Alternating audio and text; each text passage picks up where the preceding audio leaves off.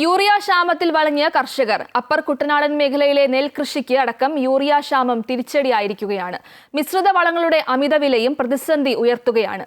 രാസവളങ്ങളുടെ വെട്ടിക്കുറച്ച subsidy പുനഃസ്ഥാപിക്കാൻ കേന്ദ്ര സർക്കാർ നടപടി സ്വീകരിക്കണമെന്ന ആവശ്യവും ഉയർന്നു വരുന്നുണ്ട്. നെൽകൃഷിയിൽ ഉപയോഗിച്ചു വരുന്ന പ്രധാന വളങ്ങളിൽ ഒന്നായ യൂറിയ നടയിൽ കഴിഞ്ഞ് ഒരു മാസത്തിനകവും കതിരിടുന്നതിന് മുമ്പുമായിട്ടാണ് നൽകാറുള്ളത്. അപ്പർ കുട്ടനാടൻ പാടങ്ങളിൽ ഒന്നാം കൃഷി കതിരിടാറാകുമ്പോൾ യൂറിയ കിട്ടാനില്ലാത്തത് ഇത്തവണയും കർഷകർക്ക് വലിയ തിരിച്ചടിയായിരിക്കുകയാണ്. മാസങ്ങളായി യൂറിയ കിട്ടാനില്ലെന്നാണ് കർഷകർ പറയുന്നത്.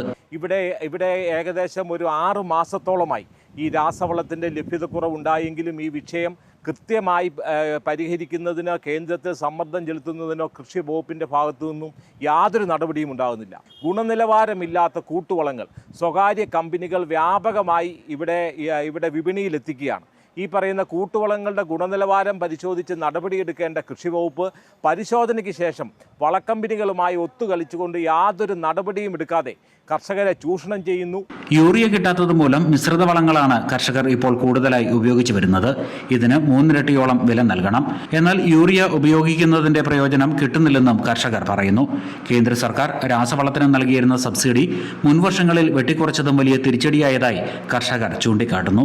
1 ലക്ഷം കോടിക്ക് മേൽ വരുന്ന ഒരു സംഖ്യ കേന്ദ്ര ഗവൺമെന്റ് രാസവള സബ്സിഡിക്കായിട്ട് വെച്ചിരിക്കുന്നതിൽ നിന്ന് വെട്ടിക്കുറച്ചിരിക്കുകയാണ്. ഈ കഴിഞ്ഞ ബഡ്ജറ്റുകളിൽ നിന്ന് അതിൽ സബ്സിഡി കൊടുക്കണം. ആ സബ്സിഡിക്ക് കൊടുക്കുന്നതിന് വേണ്ടി നീക്കി വെക്കുന്ന സംഖ്യ കുറഞ്ഞു പോകുന്നു എന്നുള്ളത് കൊണ്ടാണ് ഈ വളത്തിന്റെ വില വർദ്ധിക്കുന്നത്. കർഷകർക്ക് യൂറിയ കിട്ടുന്നില്ലെങ്കിലും വൻകിട കമ്പനികൾക്ക് യഥേഷ്ടം ലഭിക്കുന്നതായും കർഷക സംഘടനകൾ ആരോപിക്കുന്നു.